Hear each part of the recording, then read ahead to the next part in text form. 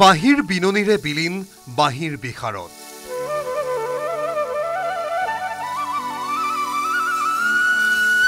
সংগীতৰ সাধকক সংগীতৰেই শেষ শ্ৰদ্ধা সতীৰ্থ শিক্ষাৰ্থীৰ বাহিবাদনৰ মাজেৰে বিদেশ গমন দীপক শৰ্মাৰ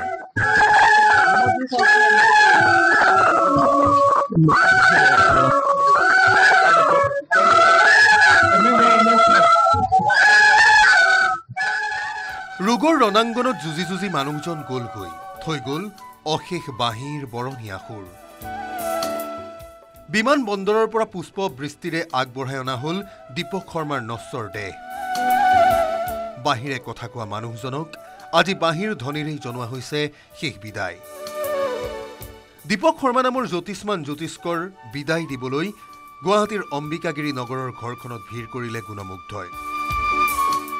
আত্মীয় স্বজন প্ৰিয়জন সকলোৰে সেমেকা দুচকু বাঁহীৰ সুৰেৰে নিচুকাবলৈ আজি নাই দীপক শৰ্মা নামৰ যাদুকৰজন শৈশৱৰ পৰাই বাঁহীটোতে প্ৰাণ পাইছিল দীপক শৰ্মাই ভাতৃৰ কথা সোঁৱৰণ কৰিলে নিকটাত্মীয়ই সৰু আছিল তেতিয়াৰ পৰাই তাৰমানে সি বাঁহীটো তাৰ জন্মগত নিচিনাই আৰু একদম যেতিয়া সৰু বাচ্চা আৰু যেতিয়া বেলেগ বাচ্চাবিলাকে যিবিলাক খেলা বস্তু বিচাৰে সি তেতিয়াই পূজা ৰাস এইবিলাকত ক'ৰবাত গ'লে নলবাৰীত আছিল ইয়াত তেতিয়া তাৰমানে সি বাঁহী লাগে তাৰমানে তাক সি বাঁহী বিচাৰে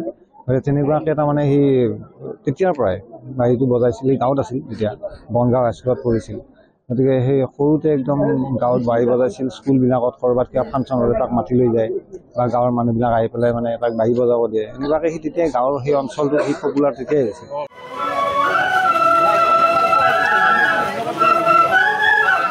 গুণমুগ্ধ আত্মীয়ৰ সুবিধাৰ্থে দীপক শৰ্মাৰ অন্যতম চিনাকি সুৰৰ মাজেৰে লৈ যোৱা হ'ল কৈশোৰৰ প্ৰিয়তম স্থান সেউজ সংঘৰ বাকৰিলৈ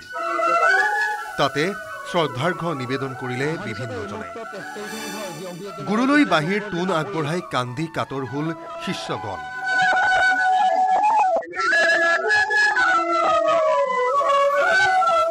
এশগৰাকী ছাত্ৰই দীপক শৰ্মাৰ নশ্বৰ দেহৰ সন্মুখত জনালে এইদৰেই শেষ শ্ৰদ্ধাঞ্জলি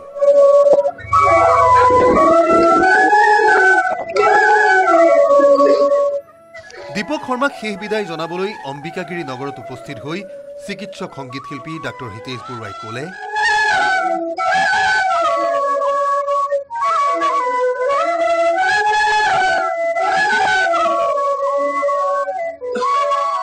কিছুদিন আগতে আমাৰ নিমকা হস্পিটেলত তেখেতে আছিলে মোৰ বহুদিনৰ সম্পৰ্ক দীপক শৰ্মাৰ লগত বহু কাম একেলগে কৰিছোঁ ইমান কম বয়সতে হেৰুৱালোঁ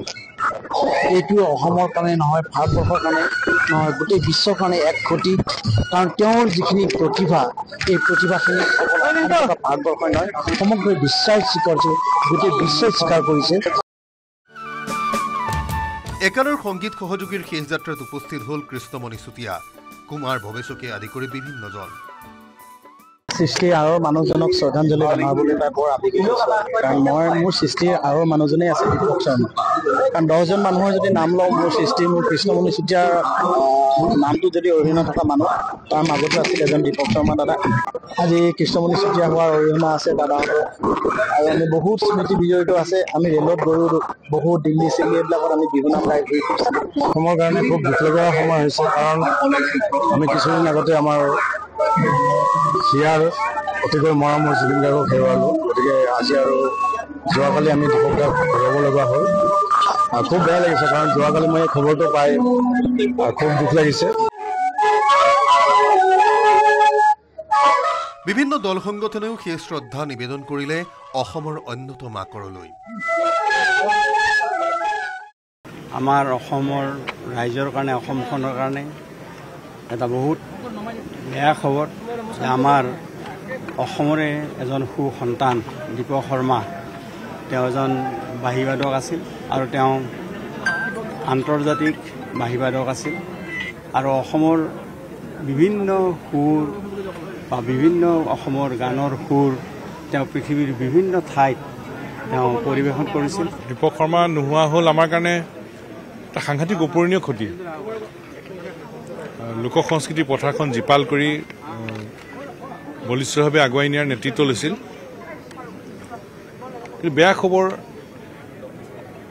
এটা অপূৰণীয় ক্ষতি আৰু দীপক শৰ্মা আমাৰ মাজত কায়িকভাৱে নাথাকিব কিন্তু তেখেতৰ সৃষ্টি তেখেতৰ সুৰ এই সকলো প্ৰত্যেকজন অসমৰ মানুহৰ হৃদয়ত সদায় জীপাল হৈ থাকিব জুবিনদাৰ মহাপ্ৰয়াণ হ'ল তাৰপিছত হঠাৎ সৈয়দ ছাদুল্লাহ ডাঙৰীয়া আমাৰ পৰা নাইকিয়া হৈ গ'ল আৰু দীপক শৰ্মা নাইকিয়া হোৱাৰ পাছত আমি সকলোৱে তেওঁৰ অনুপস্থিতি অসমৰ ৰাইজে নিশ্চিতভাৱে অনুভৱ কৰিব কাৰণ যেনেকৈ বাঁহীৰ সুৰেৰে আমাক সকলোকে আৱৰি ৰাখিছিল আমাক উদ্বেলিত কৰি ৰাখিছিল সমাজখনক আজি আমাৰ মাজৰ পৰা নাইকিয়া হৈছে কিবা যেন সাংস্কৃতিক জগতখন শূন্য বুলি নকওঁ কিন্তু অপূৰণীয় ক্ষতি হৈছে যিজন প্ৰতিভা আমি হেৰুৱাইছো সেই প্ৰতিভা আকৌ অসমত সৃষ্টি হ'বলৈ হয়তো বহু জনম আমি ৰখিব লাগিব সোমবাৰে পুৱা চেন্নাইত চিকিৎসাধীন অৱস্থাত নশ্বৰ দেহ ত্যাগ কৰিলে বাহিৰেই জীৱন জীওৱা দীপক শৰ্মাই ওচৰ চুবুৰীয়া আত্মীয় কুটুম্বই ভকতি ঘোষাৰে সেউজ সংঘৰ পৰা শেষ ঠিকনালৈ প্ৰেৰণ কৰিলে দীপক শৰ্মাৰ নশ্বৰ দেহ ৰাজ্যিক মৰ্যাদাৰে নৱগ্ৰহত সৎকাৰ কৰা হ'ল অসমৰ বহু স্বনামধন্য শিল্পীৰ অন্যতম সহযোগীৰ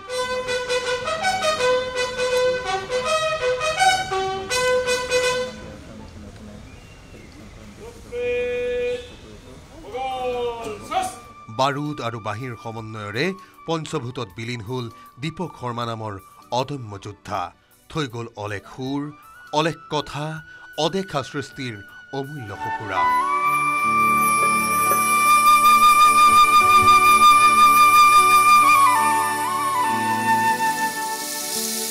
হীৰকজ্যোতি মালাকাৰ ধ্ৰুৱজ্যোতি কলিতাৰ সহযোগত Ajay Barman report news 18 Assam north east